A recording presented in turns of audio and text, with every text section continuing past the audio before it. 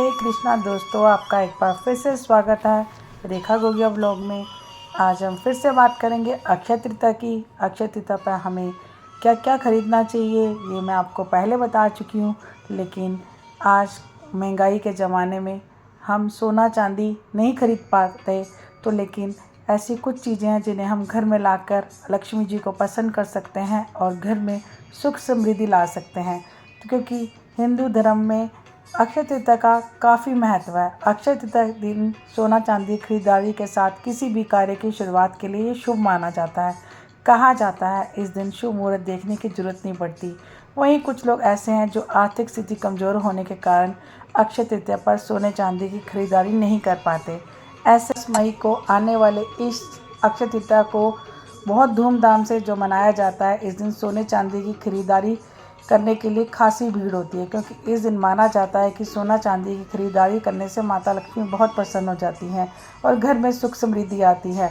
लेकिन इस साल आप देख रहे हैं सोने का रेट कितना ज़्यादा बढ़ गया है। तो अक्षय तृतीया की जो दिन रोहिणी नक्षत्र के साथ साथ इसका शुभ संयोग बन रहा है। तो अगर हम सोना चांदी नहीं खरीद पा रहे तो ऐसी क्या चीज़ें घर में लेकर आएँ जिससे हमारे घर में सोना चांदी की तरह ही शुभ फल प्राप्त हो। और वो क्या चीज़ है जो घर में लेकर आकर हम माता लक्ष्मी को प्रसन्न करते हैं। महंगाई के ज़माने में हर कोई सोना खरीदने से संभव नहीं है, क्योंकि अगर आप सोना खरीद नहीं पा रहे तो इन चीज़ों को खरीद कर माता लक्ष्मी का आशीर्वाद प्राप्त कर सकते हैं। तो क्या चीज़ें हैं? पहला है पीली सरसों और जौ। माता लक्ष्मी के पूजन में पीली सरसों और जौ का उपयोग किया जाता है, इसलिए अक्षय तृतीया के दिन पीली सरसों और जौ को अवश्य खरीद कर लेकर आएँ और पूजा में इसका इस्तेमाल करें। नंबर 2 है कोड़ी।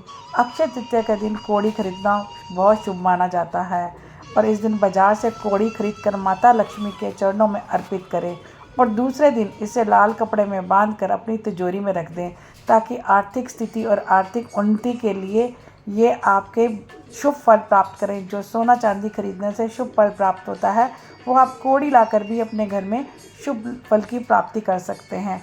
तीसरा है मटका। अक्षय तृतीया के दिन सोना चांदी का भी मटका खरीदा जाता है, लेकिन अगर आप सोना चांदी का इस ज़माने में इतनी महंगाई में नहीं खरीद पाते, लेकिन अगर आप सोना चांदी का मटका नहीं खरीद पा रहे तो मिट्टी का मटका खरीद कर ले आएँ। इससे माता लक्ष्मी प्रसन्न होगी और घर में सुख समृद्धि की वृद्धि होगी।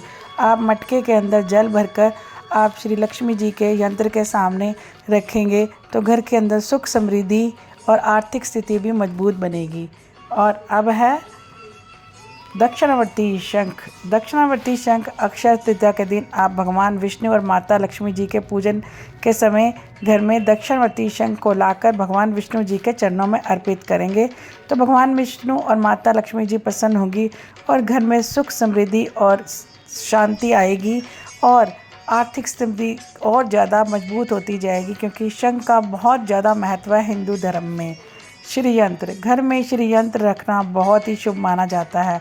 श्री यंत्र की खरीदारी के लिए अक्षय तृतीया का दिन बहुत ही शुभ है, इसलिए इस दिन श्री यंत्र की खरीदारी करके आप पूजा स्थल पर इस यंत्र को स्थापित कर सकते हैं और माता लक्ष्मी और भगवान विष्णु जी का जो वास है उनके घर में सदैव बना रहेगा, महालक्ष्मी और विष्णु जी का।